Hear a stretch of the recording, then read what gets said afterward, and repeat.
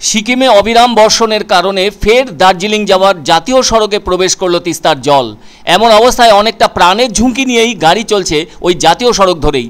অনেক সময় বৃষ্টি না হলেও কিন্তু নানা কারণে তিস্তা নদীর নাব্যতা কমে যাওয়ায় সিকিমে যদি বৃষ্টি হয় তাহলেই দেখা যাচ্ছে তিস্তায় প্রচুর জল, আর সেই জল নদীর পাশে থাকা রাস্তায় প্রবেশ করছে, যার ফলে যে কোনো সময় ওই রাস্তা ধরে যানবাহন চললে তিস্তার গ্রাসে সেই যানবাহন চলে যাওয়ার সম্ভাবনাই অনেকটাই বেশি। বৃহস্পতিবার 10 নম্বর জাতীয় সড়ক খোলা হবে বলে ঘোষণা করা সত্ত্বেও শুক্রবার দেখা গেল ওই জাতীয় সড়ক দিয়ে তিস্তার জল বয়ে চলেছে।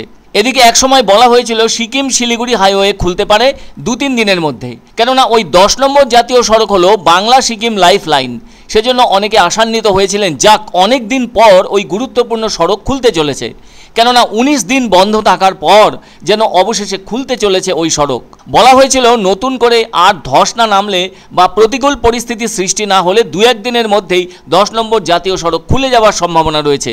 পূর্ত দপ্তরের আশ্বাস মেলায় পর্যটক থেকে শুরু করে সাধারণ মানুষ সকলের মনে স্বস্তি ফিরে এসেছে। সকলেই জেনেছেন প্রবল বর্ষণে 10 নম্বর জাতীয় সড়কে সেলফি ধারায় ধসে জাতীয় সড়কের একটা বড় অংশ তিস্তা গর্ভে তলিয়ে যায়, কেননা সেখানে পাহাড় কেটে নতুন করে রাস্তা সম্প্রসারণের কাজ চলছিল। বলা হয়েছিল উদ্বেগ কাটিয়ে পরিস্থিতির স্বাভাবিক হতে দীর্ঘ সময় লাগবে, আর ওই সেলফি ধারাতে রাস্তা সম্প্রসারণের কাজও শেষ হয়েছে। এদিকে বৃহস্পতিবার পরীক্ষামূলকভাবে যান চলাচল করানো হয়েছে পূর্ত দপ্তরের পদস্থ ইঞ্জিনিয়ারদের পক্ষ থেকে। পণ্যবাহী লরির পাশাপাশি ছোট গাড়িও চলাচল করানো হয়। অফিসিয়ালি নোটিফিকেশন জারি না হলেও প্রশাসনিক সূত্রে জানা যাচ্ছে প্রতিকূল পরিস্থিতি কাটিয়ে উঠে আগামী 2-1 দিনের মধ্যেই 10 নম্বর জাতীয় সড়ক স্বাভাবিক হওয়ার সম্ভাবনা রয়েছে। দ্রুত সার্ভের মাধ্যমে অফিসিয়ালি নোটিফিকেশন জারি করার বিষয়ে আশাবাদ ব্যক্ত করেছিলেন পূর্ত দপ্তরের ইঞ্জিনিয়াররাও। পরিস্থিতির ওপর নজর রাখছে কালিম্পং জেলা প্রশাসনও। সবচেয়ে আশার কথা এটাই, 10 নম্বর জাতীয় সড়ক খুলে গেলে সেবক হয়ে কালীঝোড়া, সেতিঝোড়া, সেলফি ধারা, বিরিক ধারা ধরে সোজা রম্ভি হয়ে যানবাহন পৌঁছবে তিস্তা বাজারে। এরপর মেল্লি হয়ে রংপুর সীমানা পেরিয়ে সোজা যাবে গ্যাংটকে।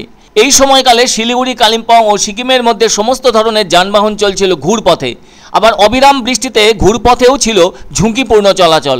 তবে এই কয়েকদিনে জোর কদমে মেরামতি চলছে জাতীয় সড়কে। বলা যায় ওই সড়কের নানা জায়গায় ধস সারাইয়ের কাজও প্রায় শেষের পথে।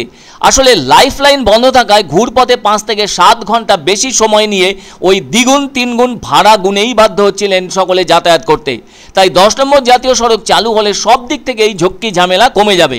একদিকে সময় যেমন কম লাগবে, অন্যদিকে দুর্ভোগ কমবে নিত্যযাত্রী সহ পর্যটকদের। অন্যদিকে কিন্তু উত্তর সিকিমে বৃষ্টির পরিস্থিতি সেভাবে উন্নতি হয়নি, এখনও সেখানে লাগাতার বৃষ্টি চলছে, আর এর ফলে তিস্তার রূপ অন্যরকম হয়ে উঠছে। ওই নদীতে সেই কারণে জলস্ফীতি দেখা যাচ্ছে।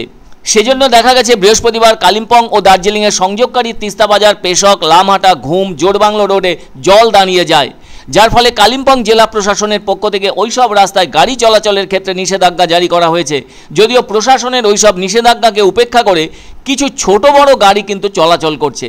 তবে গত কয়েকদিনে বৃষ্টির দাপট অনেকটাই কমেছে দার্জিলিং, কার্শিয়াং, কালিম্পং সহ অন্যান্য পাহাড়ি এলাকায়।